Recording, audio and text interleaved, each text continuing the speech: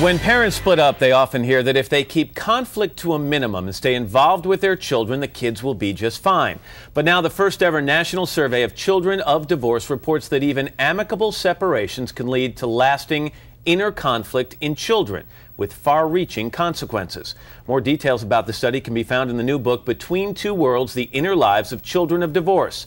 Elizabeth Marquardt is the book's author. She's with the Institute for American Values. Hey, Elizabeth, good morning. Good morning. It seems to me the headline here that you want to get across in this book is there is no such thing as a, quote, good divorce. Is that fair? That's right. It turns out that any kind of divorce, whether it's amicable or not, requires children to take on an entirely new job, and that is to travel between two worlds and try alone to make sense of their parents' different values. As the child of what I've always considered a good divorce, I think the point you make in the book is that good divorces are kind of adults' language for making themselves feel better, to say, okay, we're getting split up, but we're doing something in a healthy way for our children, and you just don't think that's possible. That's right. I too am a child of divorce, and that's partly why I did this study. The good divorce language is part of a lot of the happy talk that we hear in our culture right now. So while these kids who have gone through a divorce may look fine on the outside, you say that we have to look inside. And for example, in your survey, 52% of young adults from divorced families say that even in a good divorce, that family life after divorce was stressful. Well, there's stress everywhere. What kind of stress did they describe? It turns out that when parents divorce, the conflict between their worlds does not go away, even if they don't fight. Instead, the conflict, the attempt to make sense of the different values and beliefs in each world, is handed to the child alone. About a third of the children who grew up in a good divorce, 30%, say they were alone a lot as children, as compared to 5% from happy marriages, 21% from unhappy but low conflict marriages. And half report, this is interesting, that they always felt like adults. In other words, this divorce forces them to grow up very quickly. It grows them up fast, and they feel very alone, because it turns out that being the only link between your parents' two worlds is a very lonely place to be. What is another example of the happy talk that you take issue with? We talk about blended families, and that term really describes the aspirations or experience of the adults, but children's reality is very much divided after divorce. We say that children of divorce are resilient, as if this justifies kind of handing anything to them. Let's play devil's advocate for a second. Sure. Okay, so let's say your parents go through a divorce, you're 12 years old, and now you've got these two worlds, the shifting between families.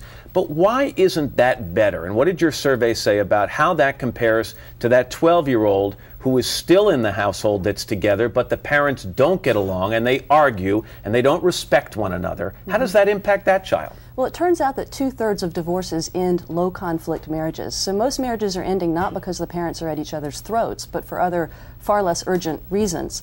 And this good divorce language kind of misleads parents and makes them think that they can end their good enough marriage and still do right by their kids. One of the other things you felt is that about twice as many children of divorce agree that growing up, I felt like a different person with each one of my parents. In other words, these children were forced to take on two different personalities almost to fit in with each household they had to go to. Right.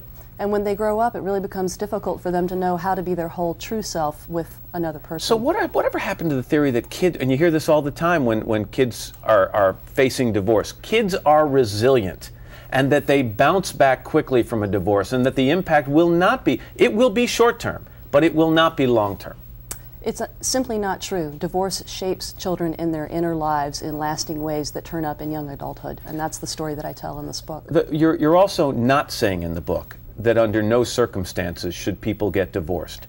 You appear to be really trying to send this message to the people who were involved in the 2/3 of divorce where it happens because one or more partners are unhappy, which is a word you hear all the time, or unfulfilled. Right. So unless you are in a conflict marriage where there's abuse, emotional or physical, you think for the children's sake you should stay together. Right. I think we have divorce for a reason, and I'm glad we do, but most divorces are ending low conflict marriages, and there's a real chance to save those marriages for the sake of the child. So what's the message to people? Just consider divorce a lot more, think about it more, think of the consequences on your children more before you take the step? The message is that while a good divorce is better than a bad divorce, it's never good for children. And if there's anything that you can do to save your marriage, it's worth doing for the sake of your child. Just want to say you interviewed 1,500 children. They were age group 18 to 35 because those are the typical the baby boomer children of divorce? Yeah, this is the Gen X, the first generation of young people to grow up in an era of widespread divorce, these 18 to 35-year-olds. Elizabeth Marquardt, the book is called Between Two Worlds, The Inner Lives of Children of Divorce. Thanks very much. Thank you.